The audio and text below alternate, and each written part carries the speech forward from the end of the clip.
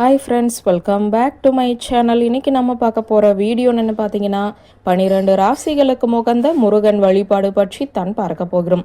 மாதம் முருகனுக்கு உகந்த சஷ்டி திதி வரும். தேய்பிறை சஷ்டி, வளர்பிறை சஷ்டி என்று வரும்.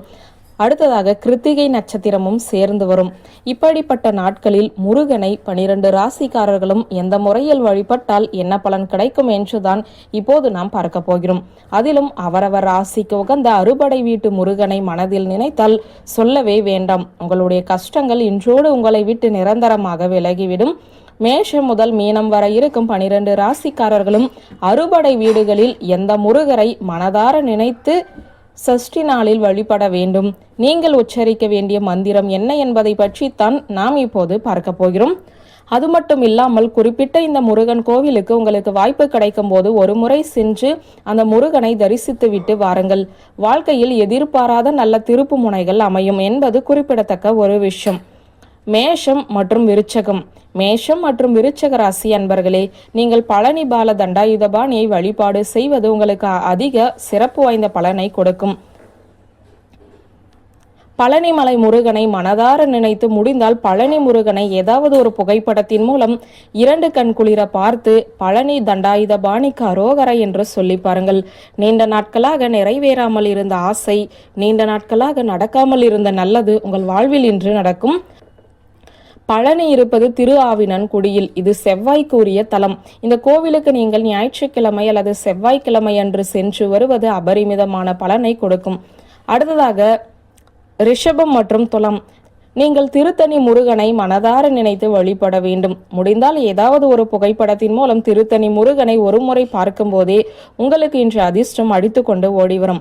வாய்ப்பு கிடைத்தால் நீங்கள் ஒரு வெள்ளிக்கிழமை திருத்தணி முருகனை சென்று தரிசனம் செய்யுங்கள். திருத்தணி முருகனையும் வள்ளி அம்மையையும் நினைத்து இந்த பாடலை படித்தால் உங்களுக்கு நல்லது நடக்கும். இந்த பாடலை டிஸ்கிரிப்ஷன்ல கொடுத்திருக்கேன், பார்த்து தெரிஞ்சுக்கோங்க.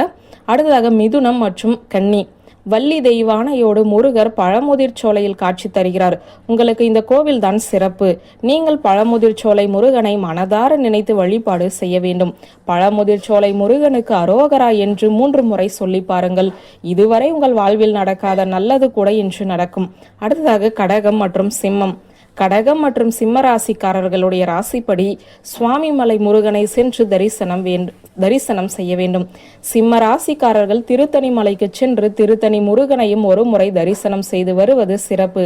சுவாமிமலை முருகனுக்கு அரோகரா என்று 6 முறை சொல்லித்தான் பாருங்களேன். அடுத்ததாக மகரம் மற்றும் கும்பம். முருகன் தெய்வானையை மணந்து கொண்ட இடம்தான் திருப்பரங்குன்றம். நீங்கள் திருப்பரங்குன்றம் சென்று முருகனை வழிபாடு செய்வது சிறப்பான பலனை தரும். திருப்பரங்குன்றத்து முருகனை மனதில் நினைத்து வேண்டிக் கொண்டால் உங்களுடைய பிரார்த்தனை உடனடியாக நிறைவேறும். உங்களுக்கு உடனே நல்லதும் நடக்கும். திருப்பரங்குன்றத்து முருகா, உன்னை நான் சரணடைந்தேன் என்று 11 முறை சொல்லித்தான் பாருங்களேன். வாழ்க்கையில் நம்ப முடியாத அதிசயம் உங்களுக்கு நடக்கும். அடுத்ததாக தனுசு மற்றும் மீனம். இந்த 2 ராசிக்காரர்களும் திருச்செந்தூர் முருகனை நினைத்து வழிபாடு செய்ய வேண்டியது ரொம்ப அவசியம். வியாழக்கிழமையோடு வளர்பிறை சஷ்டி வரும் அந்த நாளில் நீங்கள் திருச்செந்தூர் முருகனை வழிபட்டால் அபரிமிதமான பலன் கிடைக்கும். முருகனை நீங்கள் வழிபாடு செய்தால் உங்களுடைய வாழ்க்கையில் இருக்கும் கஷ்டங்கள் அனைத்தும் தீரும். திருச்செந்தூர் செந்தில் ஆண்டவனுக்கு அரோகரா என்று ஒரே ஒரு முறை சொல்லுங்கள். வியூவர்ஸ், இந்த வீடியோ உங்களுக்கு பிடித்திருந்த லைக், கமெண்ட், ஷேர் பண்ணுங்க. நன்றி.